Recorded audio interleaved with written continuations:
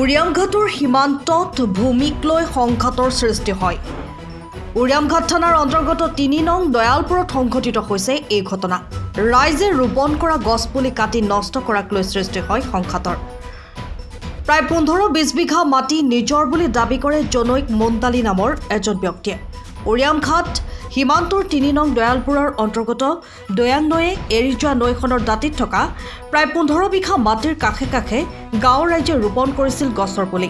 বহুদিনৰ আগৰ পৰাই স্থানীয় যুৱকসকলে অস্থায়ীভাৱে নিৰ্মাণ কৰি লৈছিল ফুটবলৰ গ'লপোষ্ট।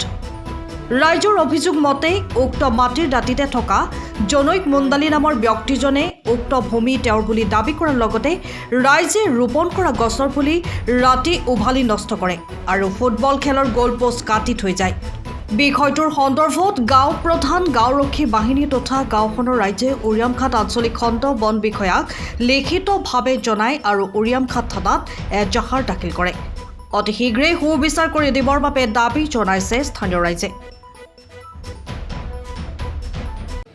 দয়াং নদী এৰি যোৱা ২০-২৫ বিঘামান মাটি আছিলে। তাৰপিছত চৰকাৰী মাটি আছিলে। তেতিয়া গাঁৱৰ আমাৰ বহুত অসুবিধা, এখন ফিল্ড নাই, আমাকতো ফিল্ড এখন লাগে। তাৰপিছত প্ৰায় ৩-৪ বছৰ আগত গাঁৱৰ ৰাইজ সকলো একগোট হৈ তেতিয়া আমি সিদ্ধান্ত কৰিলোঁ যে এইখিনি মাটি আমি ভৱিষ্যতৰ কাৰণে আমাৰ ল'ৰা ছোৱালীৰ কাৰণে এখন ধুনীয়া ফিল্ড বনাম।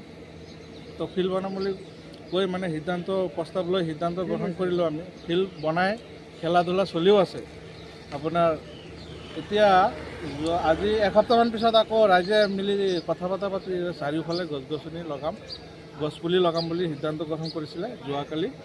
তাকে ৰাইজে সকলোৱে মিলি গছপুলি লগাইছিলে চাৰিওফালে। লগোৱাৰ পিছত এটা দুষ্ট চক্ৰই কি কৰিলে, ৰাতি আহি আন্ধাৰৰ সুযোগ লৈ এই গছপুলিখিনি উঘালি পেলালে, কিছুমান কাটি পেলালে। দুষ্ট চক্ৰজনৰ নাম হৈছে মুতালিব, দয়ালপুৰ ৩ নং দক্ষিণ দয়ালপুৰৰ বাসিন্দা মুতালিব আলী। তেখেতক সোধাত তেখেতে কয় যে এইখিনি মোৰ নিজা মাটি হয় বুলি তেখেতে কয়। তাৰপিছত আমি আৰু তেখেতৰ লগত আইন কানুন হাতত উঠাই নলৈ ৰাইজৰ লগত বহি পৰামৰ্শ কৰি উৰিয়ামঘাট থানাত বাৰপাতি মহোদয়ক এখনি ৰাতিৰ ভিতৰতে এজাহাৰ দিয়ালোঁ। এজাহাৰটো দিয়াৰ পিছত তাৰপিছত আমি আজি দিনৰ ভাগতো দেখিলোঁ যে একো হেৰি নাই। তাৰপিছত দিনৰ ভাগত ৰাইজ একগোট হৈ তাৰপিছত আমি সকলোৱে মিলি ফৰেষ্ট ডিপাৰ্টমেণ্টৰ অফিচত আহিলোঁ। অহাৰ পিছত এতিয়া আমাক bureau' report, time of Assam. সময়ৰ খবৰ সময়ত পাবলৈ ফ'ল' কৰক টাইম অফ আছাম।